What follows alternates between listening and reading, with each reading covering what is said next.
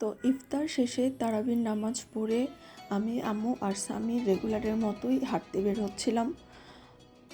আজকে একটু দেরি হয়ে গেছে হাঁটতে বের হতে, কারণ একটু ঘুমিয়ে পড়েছিলাম। তো তাও আমরা তিনজনে একটু রেগুলার হাঁটতে বেরোচ্ছি, বেশিক্ষণ না, হাফ অ্যান আওয়ার হাঁটি, খুব একটা বেশিক্ষণ হাঁটা হয় না, কারণ বেশি হাঁটলে আম্মুর আবার একটু কোমর ব্যথা হয়ে যায়। জাস্ট একটুখানি বাইরে থেকে হেঁটে আসা, এই যা। তো আসসালামু আলাইকুম, কেমন আছেন সবাই? আশা করি আপনারা সবাই ভালো আছেন এবং আলহামদুলিল্লাহ আমিও ভালো আছি। তো চলে আসলাম আরেকটা নতুন ব্লগ নিয়ে। তো দেখেন, এখানে একটা মজার বিষয় আপনাদের সাথে শেয়ার করি। এই যে দেখছেন টমি কিভাবে দৌড়ে এসেছে, জাস্ট শুধু স্বামী একটা ডাক দিয়েছে দূর থেকে টমি বলে, আর এখান থেকে সে দৌড়ে এসেছে স্বামীকে গালে চাটান দিবে, মানে গালে আদর করার জন্য। আর এখানে স্বামী বারবার ওকে খেপাচ্ছিল আম্মুর কাছে যাওয়ার জন্য, আর আম্মু বলতেছিল আমার কাছে আসবি না। তো টমি নিজেই কনফিউজড হয়ে পড়ছিল এখন সে করবেটা কি।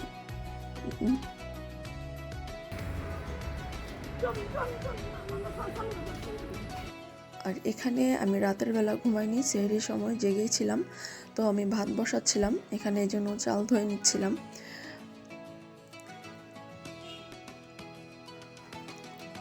রাত্রেবেলা তখন 3:30 বাজে, 3:30টার দিকে ভাত বসানো শুরু করলাম।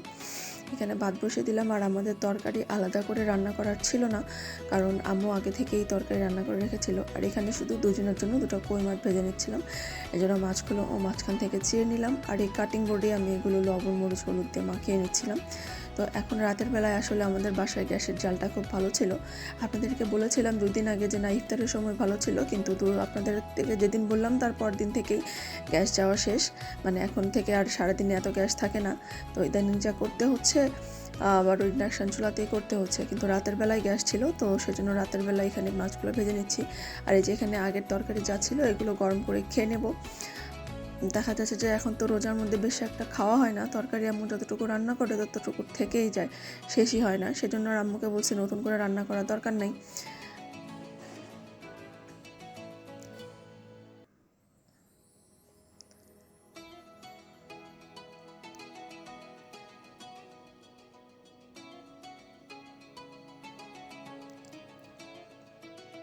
আম্মু আর স্বামীকে তখনও ঘুম থেকে ডাকিনি, তারা ঘুমাইছিল, তাদের তখনও ঘুম থেকে ডাকিনি, কারণ আমি চিন্তা করলাম আমি রান্না করে শেষ করি, তারপর একদম 4টা 4:30 থেকে ডাক দিব। কারণ আমাদের খাওয়া শেষ করতে কিন্তু খুব বেশি দিন মানে বেশিক্ষণ লাগে না, খুব অল্প সময় শেষ হয়ে যায়। তারপর তো বসে থাকতেই হয়, চাটা খাই, একটু রিল্যাক্সে থাকা, এই তো। তারপরের দিন আমি এখানে কিছু মাংস কেটে নিয়ে একটা নতুন ধরনের খাবার রান্না করতে চেষ্টা করছিলাম। মানে আমি চাচ্ছিলাম চিকেন র্যাপ বানাবো, সেজন্য চিকেনটা আগে থেকে এখানে ম্যারিনেট করে দিলাম। অ্যাজ ইউজুয়াল যেসব মশলা দিয়ে আমরা ম্যারিনেট করি সেগুলো দিয়ে ম্যারিনেট করেছি। আর এখানে আলাদা একটা সস বানিয়ে নিলাম, মেয়োনেজ, কেচাপ আর একটু মাস্টার্ড দিয়ে একটা সস বানিয়ে নিলাম। সেই মানে শর্মার মতো, মোটামুটি চিকেন র্যাপ বলেন, শর্মা বলেন, যেটাই বলেন। এখানে শসাগুলো কেটে নিচ্ছি। খুব শখ করে এটা বানানো শুরু করেছিলাম, কিন্তু শেষ পর্যন্ত আসলে আমি ঠিকভাবে সফল হতে পারিনি।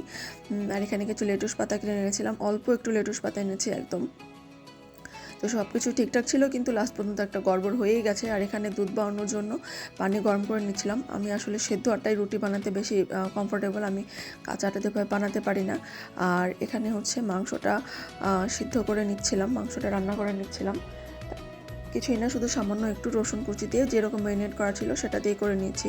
আর এখানে আমি চিজের পরিমাণ দিয়ে দিয়েছিলাম, চিজটা একটু বেশি ছিল, তাই চিজের পরিমাণটা একটু কম দিয়েছি, মানে চিজটা উপর থেকে কিছুটা ফেলে দিয়েছি, কারণ চিজের পরিমাণটা আমি খুব বেশি দিয়ে দিয়েছিলাম। আর চিজটা আম্মু একটু বেশি খায়, কিন্তু স্বামী একটু বেশি খায়, উল্টা বলে ফেলছি, আমি আর আম্মু খুব কম খাই। আর এখানে যে গড়বড় করছি সেটা তো গড়বড় করে ফেলছি, বাকি গড়বড় ঠিক করার জন্য আম্মুকে ডাক দিছি। মানে আম্মু এখানে ইফতারটা সাজাচ্ছিল, আর আমি যে গড়বড় করেছি সেটা ঠিক করার ট্রাই করতেছিলাম, কিন্তু শেষ পর্যন্ত আর ঠিক করতে পারি নাই। তো কি গড়বড় করছি সেটাও আপনাদের সাথে এখনই শেয়ার করতেছি।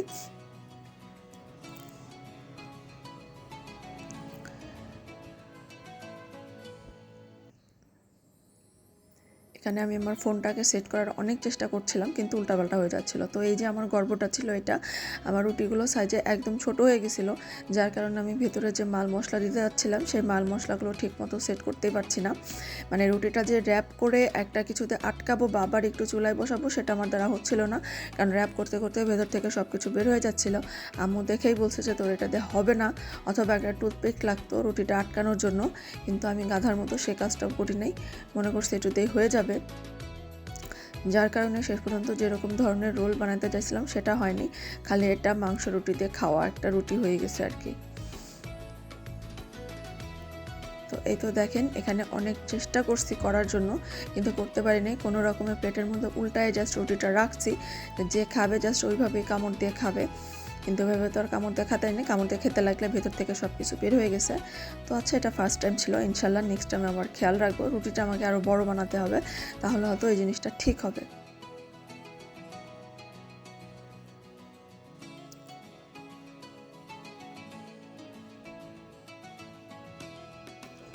এখানে একটা রুটি বানিয়ে দিলাম আম্মুকে, আমি কয়েকটা 4-5টা রুটি আম্মুকে না স্বামীকে দিয়েছিলাম। আমি 4টা মতো রুটি রেডি করেছিলাম, আর বাকিগুলো এখানে আমি আর আম্মু খাচ্ছি। তো জিনিসটা ভিতরে জিনিসপত্র খেতে খারাপ লাগেনি, কিন্তু কথা হচ্ছে যেরকমভাবে র্যাপ করে সুন্দর করে খেতে চেয়েছিলাম সেরকমভাবে হয়নি। তো ইফতারের মধ্যে এটা খেয়েই পেট ভরা হয়েছে আর কি। এই ছিল আমার আজকের ইফতার।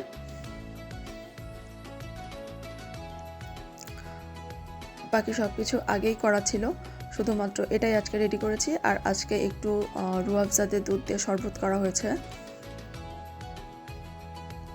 আর গ্যাস যেহেতু ছিল না, আজকেও ফ্রেঞ্চ ফ্রাইগুলো সব কিছুই এয়ার ফ্রায়ারেই করা হয়েছে। আর ইদানিং তো গ্যাস থাকতেই আসে না। আর এটা হচ্ছে নেক্সট দিন আর আমি আর সারাদিন তেমন কিছুই ভিডিও করিনি, মানে রেকর্ড করিনি। তো আজকে যা কিছু ভাজাভাজি দেখছেন সব কিছু এয়ার ফ্রায়ারে হয়েছে, শুধু রুটিটা ইন্ডাকশান চুলায় হয়েছে, কারণ এখন আমাদের বাসায় একটুও গ্যাস নাই। তো এই ছিল আমার আজকের ছোট্ট একটা ভিডিও। যদি আমার আজকের ভিডিওটি ভালো লেগে থাকে তাহলে একটা লাইক দিতে কিন্তু ভুলবেন না। যারা এখনও চ্যানেলটি সাবস্ক্রাইব অ্যান্ড শেয়ার করেননি, প্লিজ আজকে আমার চ্যানেলটি সাবস্ক্রাইব করে আমার সাথেই থাকবেন। আমার পরিবারের জন্য দোয়া করবেন, নিজের পরিবারের খেয়াল রাখবেন। সবাইকে আবারও রমজানুল মোবারক জানিয়ে আজকের মতো এখানেই বিদায় নিচ্ছি। আল্লাহ হাফেজ।